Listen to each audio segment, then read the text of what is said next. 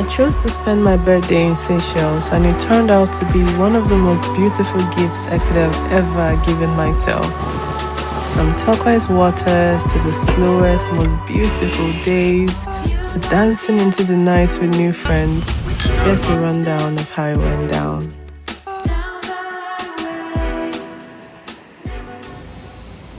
We arrived Seychelles late evening on the 12th of June after a lot of delay at the Kenyan airport, but we're just happy to have made it. This is what getting into my hotel looked like, which I took the next day. However, the night we got in, I was able to record a few clips of what my hotel room looks like. I had a very slow start to my birthday. I went downstairs to the beach, lay spread on the beach sand, said a little prayer, and just took in the moment that I was here and I was privileged to wake up in a destination as beautiful as this. When I had gotten enough of the beach, I took a walk into the forest that I had seen a glimpse of in the dark of the night as I was being driven in last night. If you follow this channel or watch any of my videos, it's easy to see that I'm a big nature head. So let me tell you, there is something of heaven for me to start my day wandering into the green like this. Eventually, I returned to my room to get ready to head out, and I requested for a cab. The cab fare was something, but I felt better when I found that it was going to be a lady driving me. Women supporting women any day. The journey was around an hour and 30 minutes, so I could understand to some extent why the cab fare was a whopping 90 euros. Apparently, in a bid to choose somewhere serene and quiet, I found myself in the outskirts of Mahe Island, somewhere in Takamaka. My friend, on the other hand, was in Bovalon, which is around 10 minutes from probably everywhere central. Yeah, but aside the price, it was a great opportunity for me to take in the city before we finally arrived at our destination.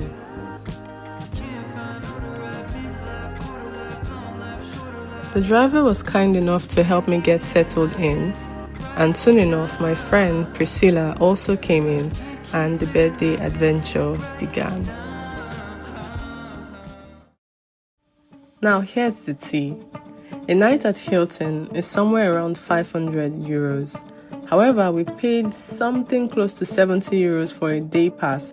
We had access to a lounge, to the infinity pool, and a main meal. And the food was probably around 70% of the cost anyway, so it was an amazing deal.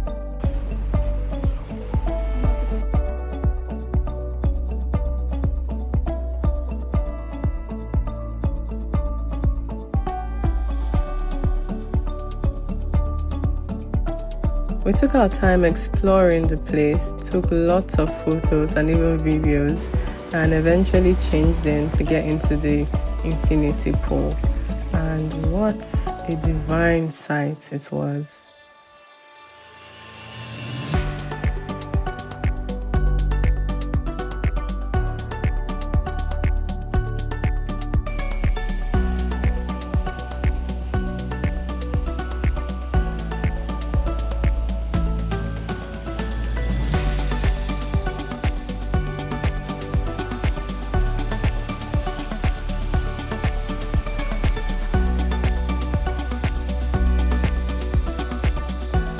Another amazing thing about this place was the food.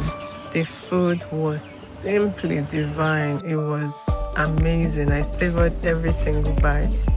And soon enough, it was time for us to leave. We did the ridiculous thing of walking to her hotel. Not far, but far enough for it to stress us. But by the time we got in, we spent time dancing, and then we were back outside. You pass it on. Good.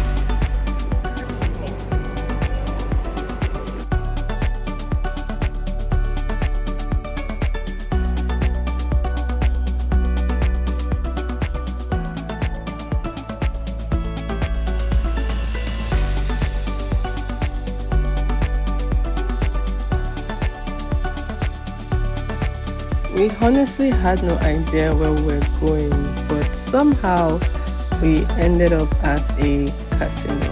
We decided we were going to trust our new friends for the night, and this is where it led us. Of course, we had no plans to stake our cash or even play games at all. Apparently, the place doubles as a lounge. The best part of it was that it turned out to be their 8th year anniversary that same night, so both the wine and the cakes we had were free. Afterwards, we went to front of the band and we danced, and the band was actually so lit.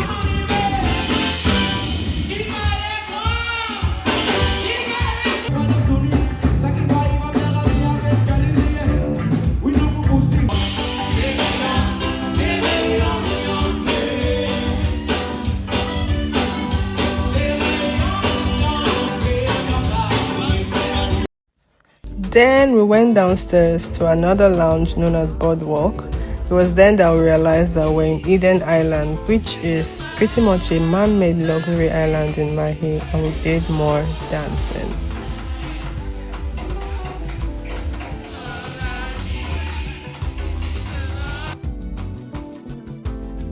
The rest of the night was a blur from here on out. But all I know is that we had the time of our lives, and girls just wanna have fun.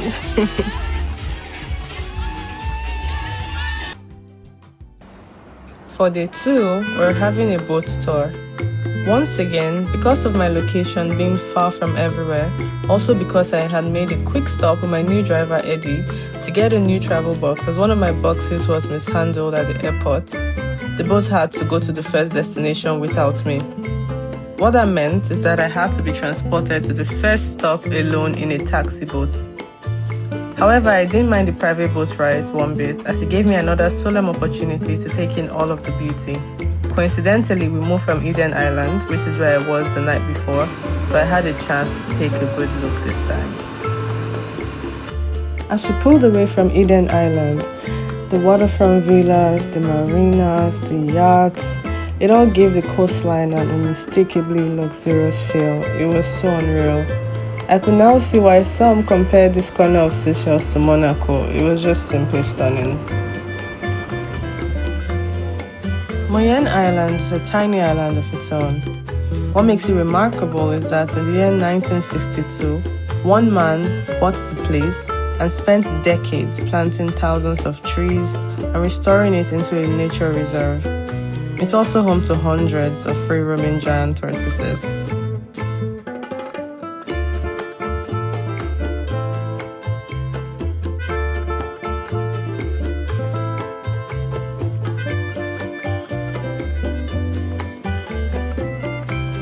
I got lost a few times trying to figure out where my friend was and where the rest of the tour group was. However, after a few attempts, I found them and we continued a long hike. The hike was longer than I thought it was going to be, and I definitely was not prepared for it.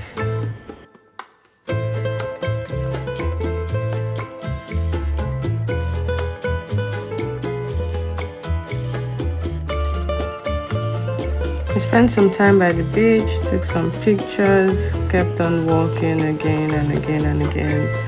And after what looked like forever, we were back on our journey to our next location.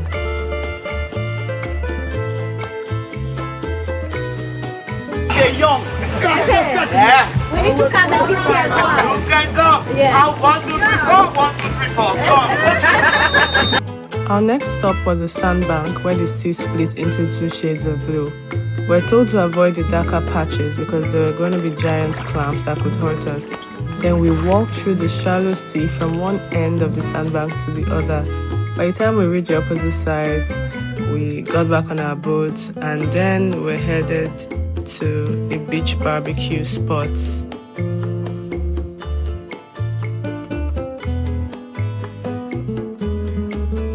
We had white rice, chicken, lentils, sausages, beef, and some salad. They also provided some chili sauce that eventually came in handy. Afterwards, it was time to literally jump into the ocean. For someone that can't swim, I'm not sure what I was thinking saying that I wanted to snorkel. But when they told me that the water was especially restless in that moment, I returned to my senses and spent my own time on the boat. However, my friend Priscilla was brave enough to get into the water.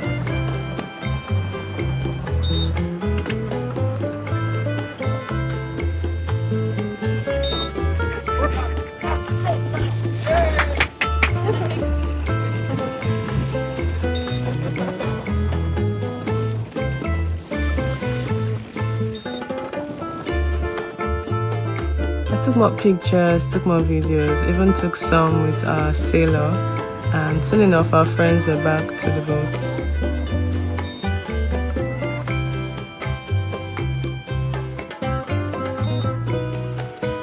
How was it?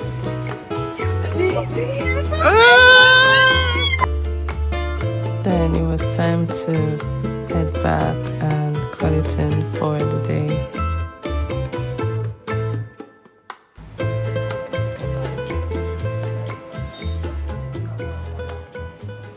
For the rest of the evening, Eddie showed me around, took me to one or two supermarkets to get a few stuff, and I was back in my hotel, had pizza for dinner, and just watched the sunset for the rest of the night.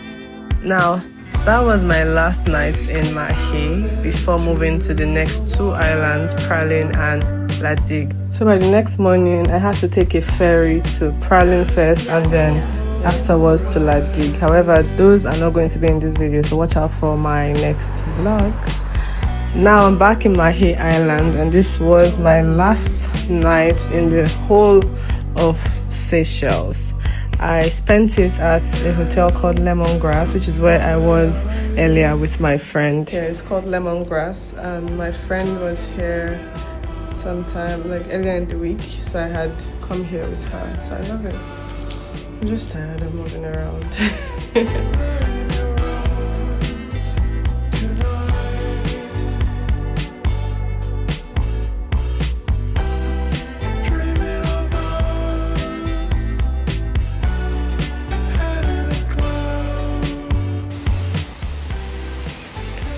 This is the view from my hotel room.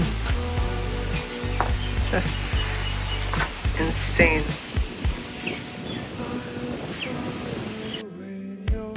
I probably use the term hotel loosely because this was a complete guest house. I could cook, I could put stuff in the fridge. I mean, it had pretty much everything you would need to live here freely. After settling in, I got ready to head out to the beach, and this time I was in Beauvalon, so we're going to Beauvalon Beach, and I took a long walk. The same long walk I took with my friend where we almost lost our minds. Yeah, I took a long walk to the beach, got some local food that was so amazing I had to go twice, and spent the evening waiting for the sunset.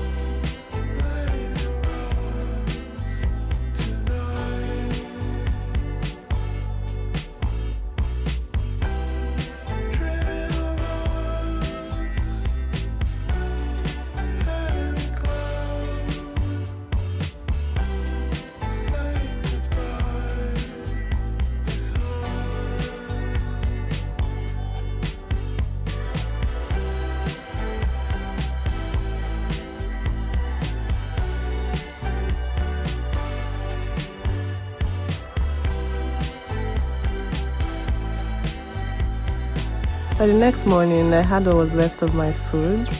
I took in as much of lemongrass as I could carry with me and spent the rest of my hours in Seychelles doing touristy things. I went to the capital city, which is Victoria, looked at some of their popular monuments like the church, and then went in to buy a few items that I was going to take for my friends and family at home. Eddie explained to me that their 50th anniversary, as he puts it, was just a few days away, and that's why there was a lot of decoration on the streets. And I was excited to go into the tiny stores. I eventually just bought a bunch of seashells, some fridge magnets, and lemongrass tea, might I add. We have finally come to the end of this video. It's probably my longest video so far, but let me know what parts you enjoyed, and be on the lookout for my next video where I'm going to Praslin and La Digue Islands. Bye!